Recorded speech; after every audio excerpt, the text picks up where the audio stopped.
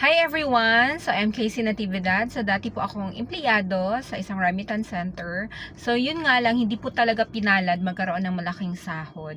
So, of course, sa lahat ng mga empleyado, like me, may anak na din. So, alam mo yun, yung sahod mo na hindi sapat, syempre, ano po yung gagawin natin? We will look for another opportunity kung saan ba pwedeng magkaroon ng extra income, right?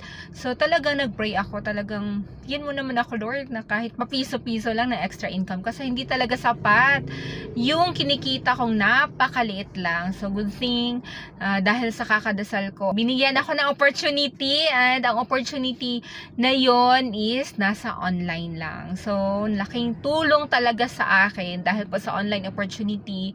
Sa business na yan, nasa bahay lang ngayon, wala na pong trabaho, kumikita po ako mas malaki po sa minimum wage na isang empleyado na kinikita ko noon.